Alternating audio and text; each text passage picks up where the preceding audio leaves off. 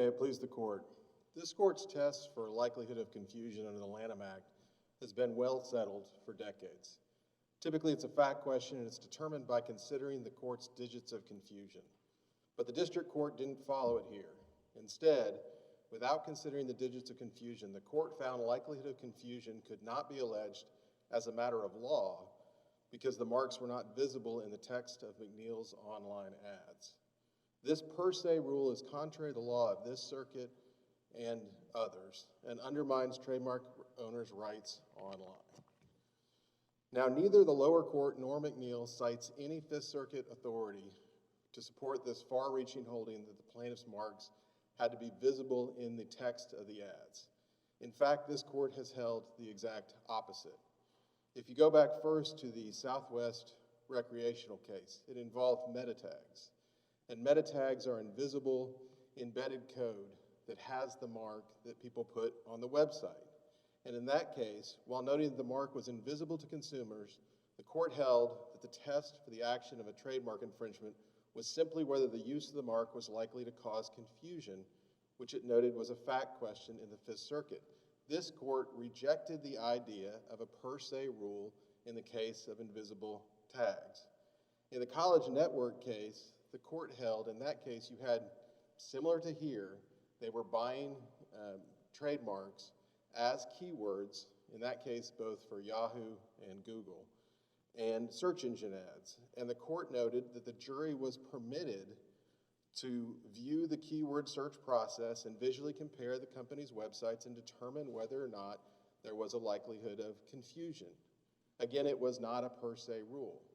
And all of the courts, other similar courts, every circuit that's addressed it has reached this same conclusion.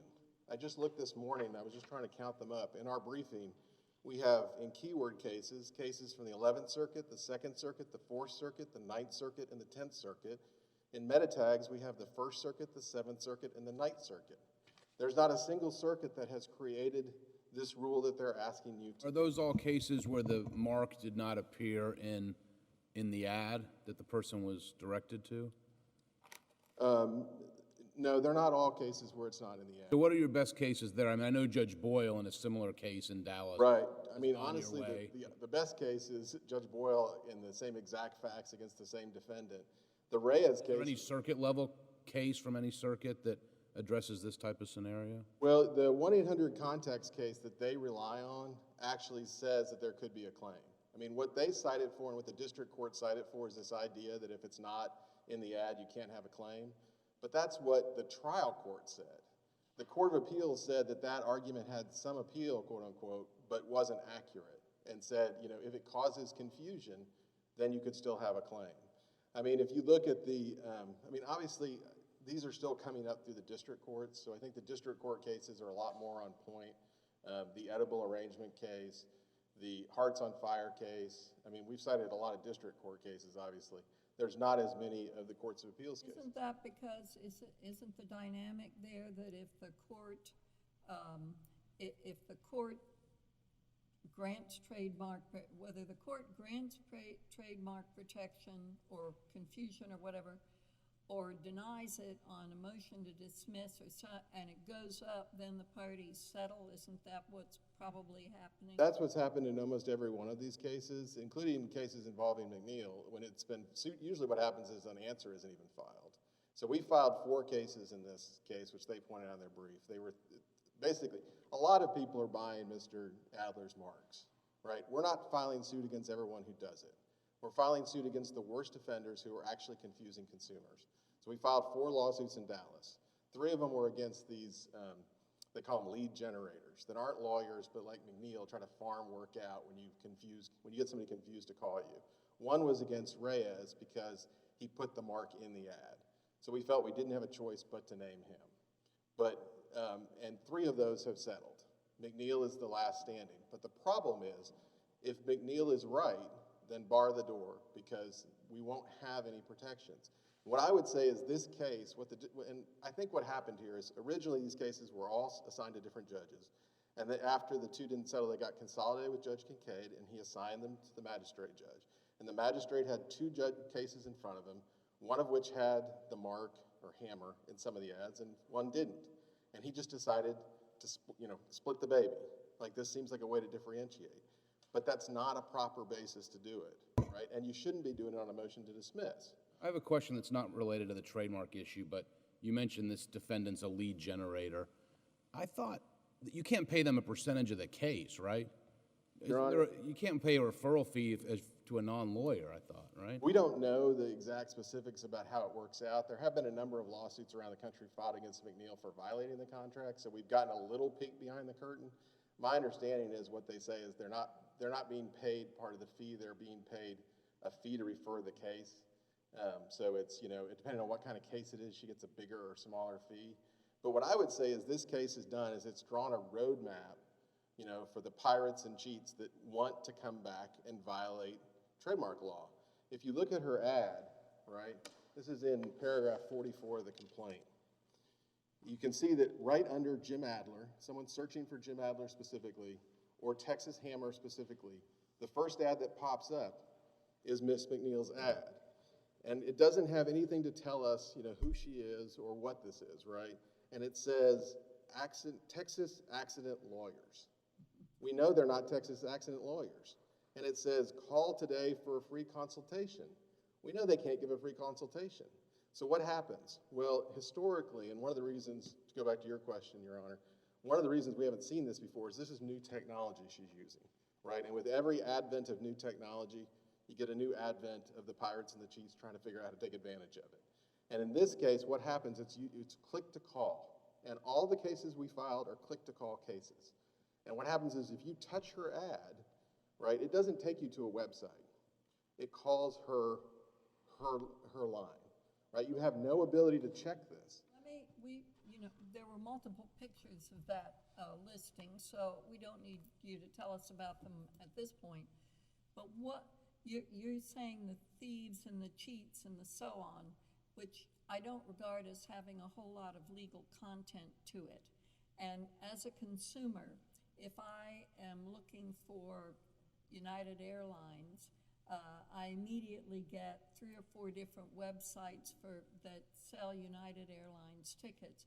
And then I get Delta and American and Southwest and, Spirit and whatever, because they're all engaging in this kind of competition.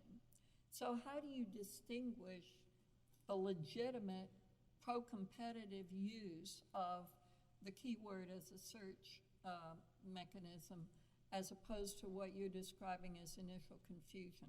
I appreciate that question, Judge Jones, and I think that's really the essence of the whole case. Well, you tell me what the essence is. Right. I mean, I think the answer to your question is you've already told us for the last 30, 40 years how to do it, and that's the digits of confusion, right? That's the test that needs to be applied.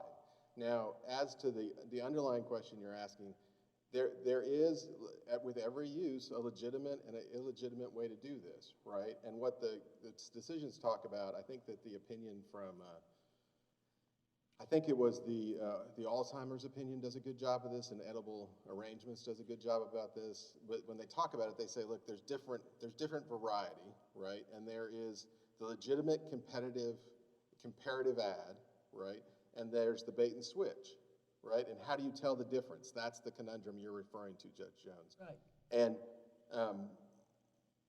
the legitimate comparative ad, the classic example would be Coke buying Pepsi's site or vice versa, and them saying, Pepsi buys Coke and says, drink Pepsi, not Coke. And they say it'd be a very, a rare consumer that would be confused by that, right?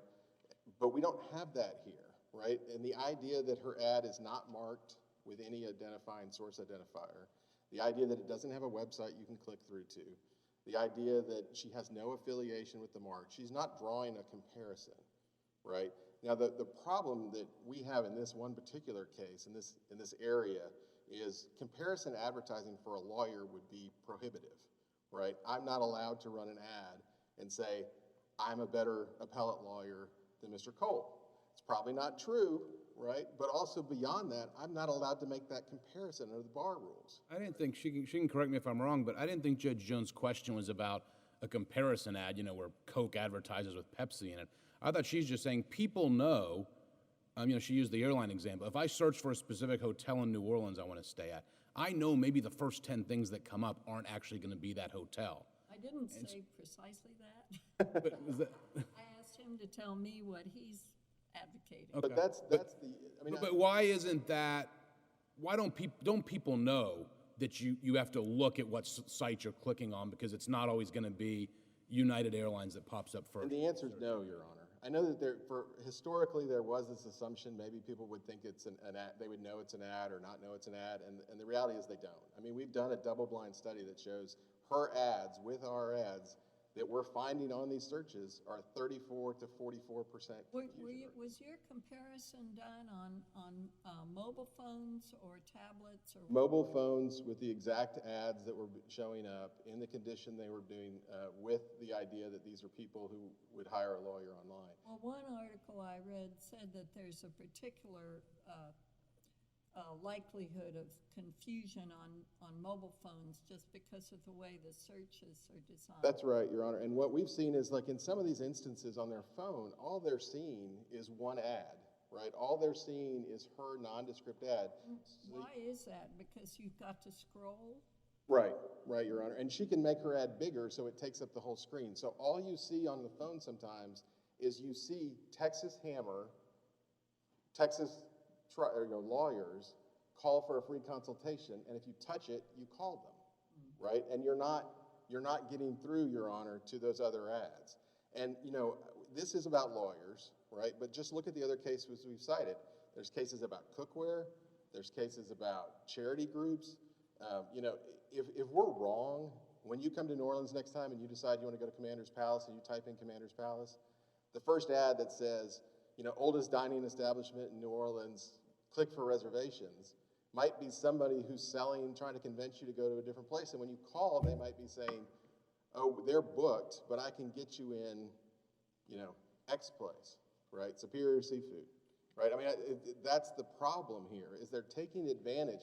And what the cases talk about is the consumer who's searching for a specific brand, right? This is not a consumer who says, I need a lawyer. This is a consumer who says, I'm looking for the Texas Hammer, and typing that in. And that person expects that the results they're going to get back are going to be who they're looking for. Mr. Kuhn, can you hear me all right? Yes, sir. I'll try to speak up. What is different about this case from any Fifth Circuit case, and it's what the district judge was focused on, is that there's no visible use of the trademark to the consumer, other than knowledgeable consumers who go through whatever steps allow you to find out the use of the trademark. And he held, as a result of that, because of that, there's no trademark in the ad, that this was not actionable under the Lanham Act.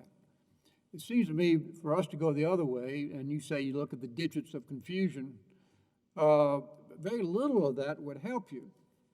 But the one thing that would seem to me that would is that the actual confusion. And I mean, I accept, at least as a matter of potential fact that could be proven if this got beyond this stage of the litigation, that you could prove that a fair number of consumers are confused by this sort of thing. Isn't that basically the only digit? I don't know why there are only 8 digits of confusion, but nonetheless, that's what we call it. Isn't that basically it? And that would be the legal principle that we would have to be holding, that even though there's no visible use of the trademark, the way this whole thing plays out can confuse consumers, and that's a Lanham Act claim. No, Your Honor, I would have to disagree, because if you look at the digits of confusion analysis they did in Reyes and the digits of confusion analysis they did in Ben Abbott, they found every single digit weighed in favor of us, right? What happened here was not that the digits didn't weigh in favor of us, but the district court said, I'm not going to look at the digits, right? So his question about like whether or not Adler has famous marks, it's the same under either one of them. You know, is it the same consumers, right, looking for the same product under the same stream of commerce? Every single digit will weigh in our favor, which is why they're not making that, they're not willing to talk about the digits, because as the district court recognized in Reyes and in Ben Abbott, those weigh in our favor. And in particular, what I wanted to point out, Your Honor, this is on a motion to dismiss. And so when they cite these cases and talk about how, I think going back maybe to your question, Judge Costa, about the idea that, you know, there's these cases that say, you know, you can't have a claim based on purchasing the trademark alone. Those cases, right, were where somebody on my side was going to say, look, they bought this is the Coke for Pepsi, right? Pepsi bought or Coke bought my mark. I have a claim, period, no matter how they used it. And the court said, no, that's not true. What they're doing here is they're flipping it and saying we cannot, as a matter of law, state a claim. And that has to be wrong, right? We have to be able to apply the same exact standards that you have in every other case to come up with the result of whether or not there's confusion. Now, I think it was your opponent cited section 25A8 of McCarthy, search engines selling targeted advertising author's opinion. I think they cite it, and if you read that, it's only a page and a half plus a few footnotes. It looks rather skeptical toward this kind of claim, and seems to be suggesting that there are a lot of instances where people do cross-selling or selling of competing items, and nobody's saying there are trademark violations involved. So, A, do you agree that it's skeptical of this claim you're making, and B, what do you think of the analogies? Before I answer Judge Jones, can I? Yeah.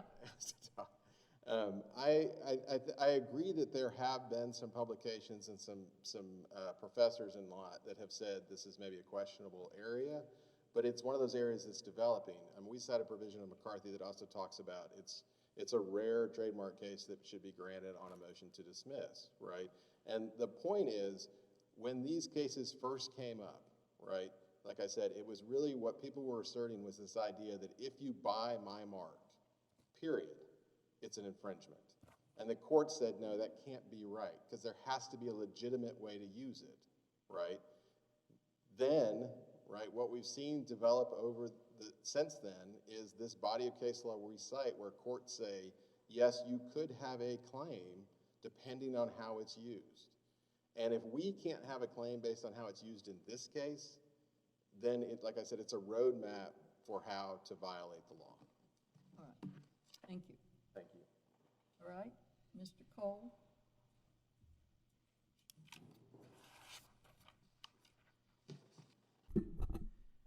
Good afternoon. May it please the court, and it's good to be back in New Orleans. The issue, I want to start with the first set of questions that you asked my opponent about the lack of circuit-level authority on this particular problem.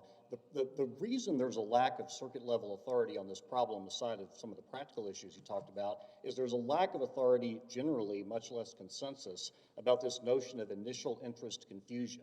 There is significant difference among circuits as to whether it exists, if it does exist, what factors you look at, when it can apply, and so on and so forth. And in this circuit, it has been recognized, but it is in a uniquely limited set of facts. It's this Elvis Presley, Velvet Elvis case, which has these wonderful facts about the Love Me Tender sandwich and all this stuff. But it's easy to read and easy to apply because it says who it can apply to, which was in that case the defendant itself, Velvet Elvis, in its own work, and what, and went through specific things that they did in their trade dress and in their service mark that infringed the trademarks of the Elvis Presley estate. To expand that precedent in this case on these facts would be an expansion of initial interest confusion that's not supported by the current state of this circuit's law and would become an aggressive expansion of it nationally. You would have circuit authority, but I think it would take the law perhaps too far. I'll talk. Berzon's concurrence in the Ninth Circuit that I believe has gotten some traction. The Ninth Circuit's approach to this I found bewildering, and I found it rejected by this court in this context in the College Networks case. There was a line of authority that had a certain set of factors you looked at from the Ninth Circuit, and it said, put that to one side, so I put the Ninth Circuit to one side after I read College Network. Beyond that, I can't speak to that particular opinion. It does seem this is a fact-intensive area. In cases like College Network, I mean, that went to trial, and it was a judgment as a matter of law was what was being appealed. What cases can you point to throwing a claim like this out at the pleading stage? Right, so it is true that most of the cases we cite are summary judgment cases on a record, or summary judgment record. College Network, though, that went through trial, but the issue was a matter of law issue. I mean, they weren't looking at the trial record, they were looking at points of law. And the discussion in the Southwest, which was also after trial, was also points of law. They could just as easily have been decided at Rule 12. Our College Network says there's this legal issue about use that we don't have to decide. That's right, we say there's a... Because the jury was not compelled to find confusion. They find there are three different things, I think, in college holding. They find that factually, confusion was not proven. Right. They find legally, the error that's being asserted is not well taken because of this Ninth Circuit thing we're talking about, and that goes out the window, and they're not going to go there, and there's a footnote that explains how they don't evaluate sufficiency under the Fifth Circuit standard. So yes, there's a discussion of the facts of the case. The legal holding is the error you're asserting is not well taken because we're not going to follow the Ninth Circuit, and you didn't argue the Fifth Circuit until you got to oral argument. The Tenth Circuit case went to trial. So, I mean, what cases are throwing these out at 12B before we know what the evidence on confusion? Right, so we cite at least one, the Ohio case towards the end of our first section of briefing on that. I'll freely concede the majority of them are summary judgment cases. That said, you don't have to develop a summary judgment record when two things are true, when not only does the ad not use the trademark's term, but what does appear in the ad are purely generic terms.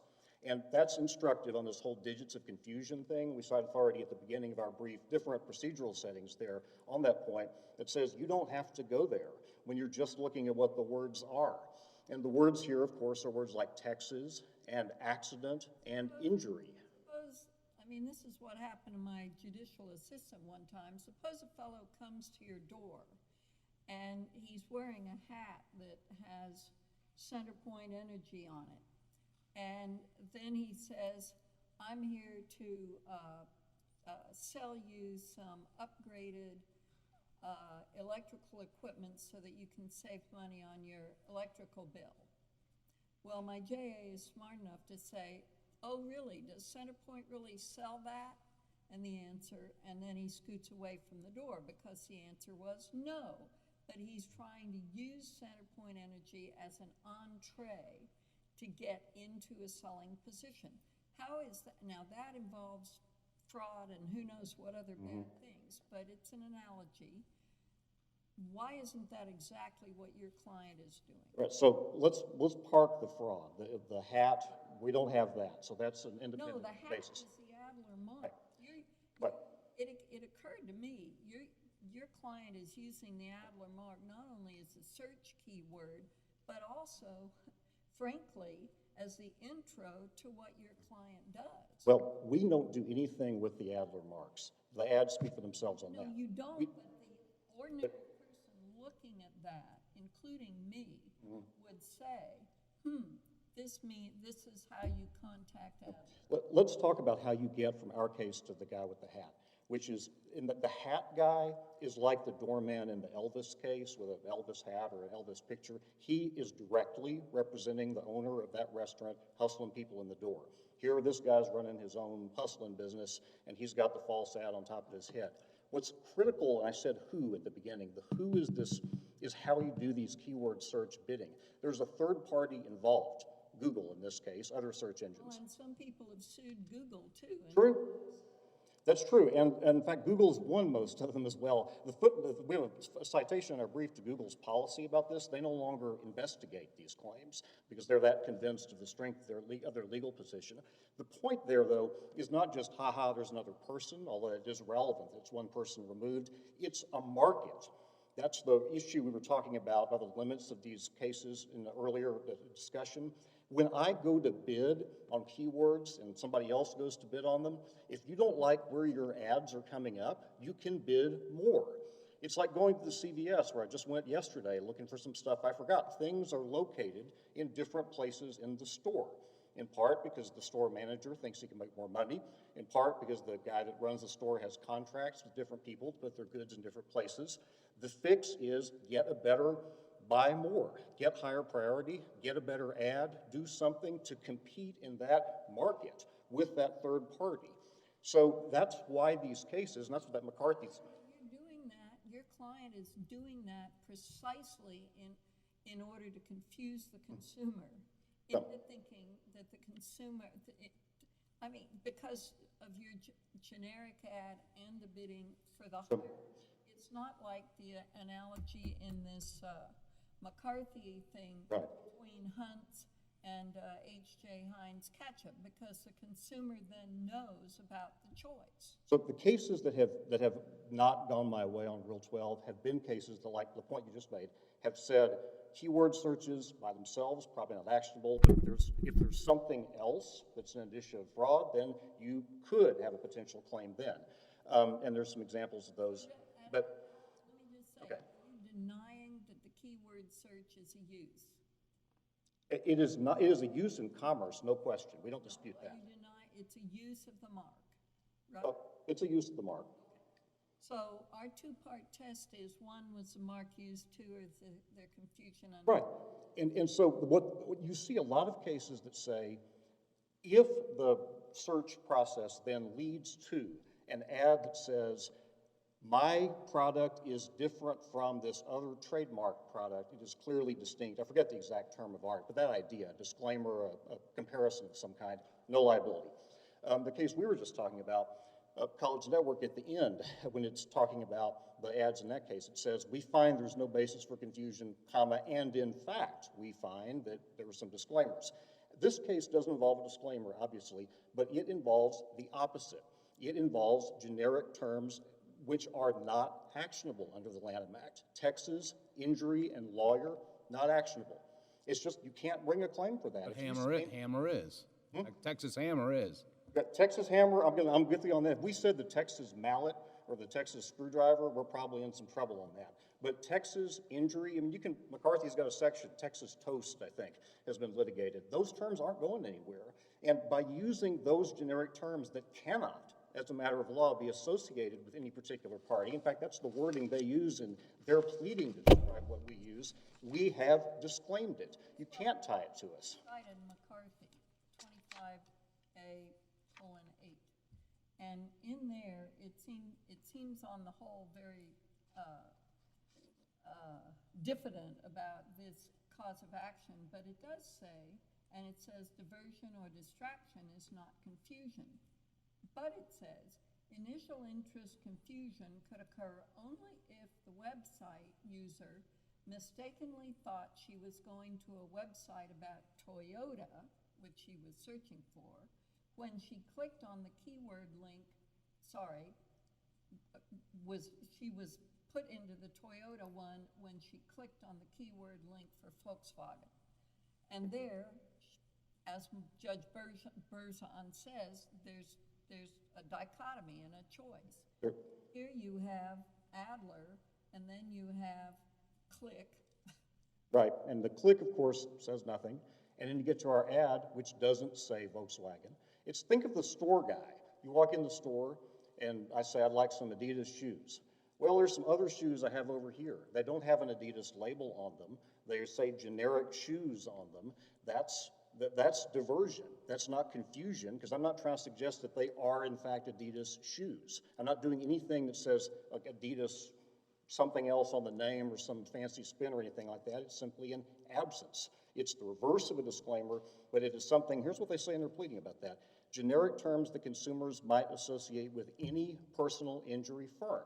That means they don't have content in describing a particular energy firm. I think Judge Costa asked this already. What is the case that is most, the case law that is, that is most analogous to your client's situation? So the best discussions of the issue of the who. I want to know about this. I got two cases, 1-800 contacts and the Alzheimer's case are the best cases for us in their discussions of this issue on the trademark search, the keyword search part of the case. On the facts, You think Judge Boyle's opinion and you think is wrong. You have to think it's wrong. that's correct. I think Judge Boyle's opinion is in the gray area that Elvis leaves open. The Elvis Presley case says if it's your own actions, which search engine keywords aren't, and it's deceptive, which we aren't because we're using generic terms, you've got a claim. Been to the Elvis place. It's still, now it's just the Velvet E. I saw one the other day that must have some deal. It was in a shopping strip somewhere. But I don't have a case where someone said, you don't use the term and you're only using generic words, because nobody's going to litigate that case, certainly all the way to the circuit. The points are just obvious. There's tons of cases that are diffident, to use Judge Jones's word, about when you're not using the trademark And there are cases that are very strong about the inability to make Lanham Act claims about generic terms. You put those together, you're dead in the water. You don't have a claim at the outset of things, particularly given their own concession that this is the outlier case. But the real question is, maybe you end up winning, but why is this outside the normal case where once you have a use in commerce, which you've conceded, we would look to the digits of confusion? Because there's no reason to look to the digits of confusion, because there's nothing to be confused about. There's no use, there's no appearance of the phrase. Well, they're typing in the Texas Hammer, it brings them to this, they click on it, they call the number, and they just say, oh, have you been hurt in a car wreck? I mean, they don't say McNeil Consultants. Right, they don't have a I disclaimer. mean, this is all obviously well scripted and planned out. Right, because we don't want to fall in that law either, but there's no law anywhere that says you always have to have a disclaimer. What the law says is, as long as you don't have a probability of mixing up the trademarks, the service marks, then you're good to go. Reverse the dismissal and it goes back for evidence. They claim they have proof that 30 to 40% of consumers were misled. Yeah, I'm baffled by that. It compares, of course, their ad with our ad. Our ad, of course, we've talked about that, generic terms that they say can be associated with any law firm. That just means they have lousy trademarks. I mean, if they're... Of course, the problem is we don't have the evidence No, before us. but they have not described evidence that would be helpful. They're saying that 30% of people are confused about a trademark that doesn't hold up against generic words like Texas and injury. That's not a good trademark. I mean, the question is, we're at Rule 12, so it's plausible. The question is it plausible? Why isn't it plausible that someone who types in Texas Hammer, Jim Adler, this comes up on their phone, they click on the phone number, they call, we know what they say on the script, that why isn't it at least plausible that those people think they're talking to Jim Adler's law firm? But who do they think we are? I mean, do they think we're Jim Adler or not Jim Adler? I guess what I'm confused about is... You don't say who you are. You don't We don't pretend to be him. We don't say we're Jim Adler. We don't use any of his trademark terms. It's only a matter of time until they, oh yes, well, there's a lawyer named Tom Adler that I think would be just the person. Look, if we said the Texas mallet or something, or God forbid we said Texas Hammer. By the way, that's what most of these cases about the phrase doesn't appear in the ad are talking about. It's confusingly similar phrases, right? No one's going to actually put it in there. We're going to put Velvet Elvis or something like that. But if we said Texas mallet, we'd have a problem. That would be plausible. But we've taken some care here, and they acknowledge it and admit it in their pleading, to only use generic words that aren't connected to a firm. There's no duty to always make a disclaimer whenever you use a generic term. In fact, the Lanham Act says you shouldn't. Who's going to bid more to have their actual information right beneath Adler? Think about the Yellow Pages. Remember those? Judge Costa, you remember the big book, the Yellow Pages? People did that. They paid money. I didn't know anything about that. I was just a happy. They paid. I ignored anything that said AAA. There you go. Well, you're missing out on a good deal, because people paid a lot of money to put their ad next to their competitor's ad in the Yellow Pages, and they paid a ton of money to be AA, AAA, quadruple A bail bonds. And that's just the way advertising works. And that's what that McCarthy section is talking about. When you have a third party and you have a market in advertising, people are going to buy and sell ads. And for us to say, in that market, when you're buying and selling words that otherwise would have no trademark connection at all because they're generic terms, you better have this disclaimer on there. That seizes up the market. That is an expansion of the Lanham Act into areas where it should not go and where this court has not placed it. And it's one case on this issue that was much more limited to some unusual facts about someone dressed up like Elvis Presley. Well, we are looking at relatively new technology, not that particularly new, but certainly the case law is still developing. It seems to me the principal problem creating confusion, which we all acknowledge, what the facts show, is that those who are searching, and maybe 30 or 40% of those who are searching, are looking for Jim Adler. It's like what comes up is Jim Adler. And if you ever said McNeil somewhere, this is McNeil Consulting, we can refer you to a lawyer, that would take care of the problem. That's the equivalent, I guess, of a disclaimer, which you've been talking about. But it seems to me as this develops, rather than being some horrendous expansion, it is an opportunity for this court to say what kinds of confusion this new technology makes possible, what kind of confusion still falls within the Lanham Act. And it seems to me the whole business model of McNeil, with respect for whatever else may be going on, is to create the very confusion that Adler is talking about. Well, And it's working, according to the evidence that might get presented if this moved beyond this stage of the proceedings. It's certainly an opportunity for this court to create this law. No other circuit's spoken to the issue. There just aren't that many opportunities. Here it is. And so this court has that chance today for this circuit and really for the country. But if you create a rule, Judge Southwick, that creates liability here, you're going to be saying that three things in order to get there. All three have to be true. If you buy keywords through the keyword search process, and if you do not use the trademark terms or a confusingly similar term in your later communication, and in fact, third, limit that communication to generic terms, you can be liable. That's an expansion. Well, the expansion is only when you hide who you are. If you ever said who you were, then the problem would go away. And so there's no case. The internet allows you to hide your identity. There's not a case I've seen about the use of generic terms that requires a disclaimer along with them. Once you're generic, you're just generic.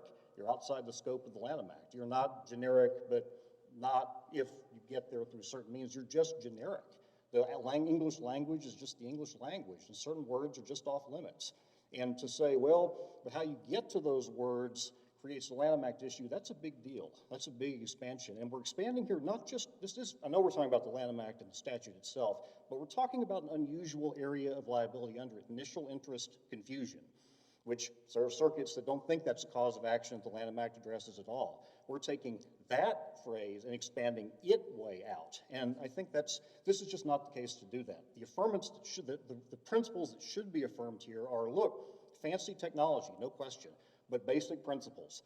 The terms aren't there, confusingly similar terms are not there, generic terms are used. The process is one that is just like traditional advertising for many, many years in stores and in Yellow Pages ads. We're not going to extend initial interest confusion to that. The next case that comes along, all these other cases he's talking about, maybe we litigate that. By the way, this business, it's completely legal. Advertising and bundling ads and marketing, that's legit. McCarthy talks about that. The state bar has approved the practices of our client here. I know he doesn't like it. That's competition. He doesn't like that we're competing with him in the marketing space. We're allowed to do that, and the Lanham Act is supposed to encourage that within the rules that it sets out. Thank you. Thank you. You would have the court believe that Adler has such horrible trademarks that his client is willing to pay hundreds of thousands of dollars to buy them to get in position right underneath Adler's search terms, right? It's not a credible argument. And this argument he makes about this being about generic terms is so transparent. We're not suing him, as Judge Jones noted. We're not suing him over generic terms. If he wants to run the same ads, McNeil, if she wants to run the same ads, same exact ads, and just don't buy our keywords, it wouldn't be actionable because she wouldn't be running a scam to confuse consumers. But that's why this is a claim. And the person trying to change the law here is McNeil. All we're saying to do is to apply the same digits of confusion that you have done since before probably any of us were practicing law, right? We're saying don't change the rule, and the reason is the rule makes sense. The way we evaluate whether or not when new technology comes up, when they find out a new way, and Judge Jones, just to go back to your point earlier, when I called them pirates and cheats, that's what the Senate called them when they passed this Lanham Act back 75 years ago. Well, And I don't mean that pejoratively. I mean, that's the point of the act. We're trying to catch people, trying to trick people. And that's what this is about. It's not about generic terms. It's not about generic terms. And if you apply... Let me suggest, if McNeil was a lawyer and tried this ruse, would that be an ethical violation?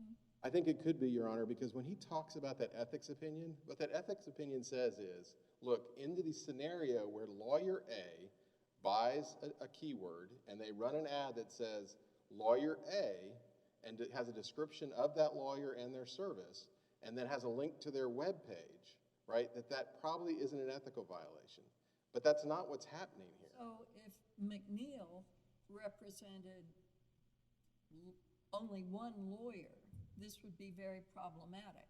But McNeil represents presumably various law firms. We don't know who she represents because we haven't been able to get to discovery, Your Honor. But if McNeil ran an ad and she said, we are a lawyer referral service, we are not a law firm, click here to go to our website and learn more information, we probably wouldn't be standing here, right? But what she does is a click-to-call ad that connects to her call log, or to her call group, and they say, oh, have you been injured in an accident? Oh, tell us about your accident. And they lead them to believe that it is Adler or a call center associated with Adler. They go through this entire script, keep them on the phone for 10 or 15 minutes, and then say, you know what, maybe Adler's not the right lawyer for this case. Let me tell you who I think I would recommend, right? And the consumer may never know that they weren't talking to Adler, right? That's the confusion we're talking about. When he talks about the initial interest confusion, the only case he has, the only case, is an unpublished opinion from the Eastern District of Pennsylvania. And what it says is, the Third Circuit hasn't adopted the initial interest confusion. Every other circuit that has found that there are these protections, but I'm going to reject all of those cases. That's the J.G. Wentworth case, right? That's not the law in the Fifth Circuit, and it shouldn't be in the law in the Fifth Circuit. If you let him do what he wants to do, it's going to be open season on trademarks because they know now with click-to-call, you have a whole new way to confuse a whole generation of searchers. The last point I'd make about Google, and Judge Southwick, you were on this opinion, I know, recently. We said Google is not the arbiter of law. Google makes 90%, 97% of its business from ads. I'm not surprised that Google lets you buy somebody else's mark. I'm surprised we would argue they should be the arbiter of what is legally true. All right. Thank you. I'm happy to go back. Let's take a break. Let's take a break.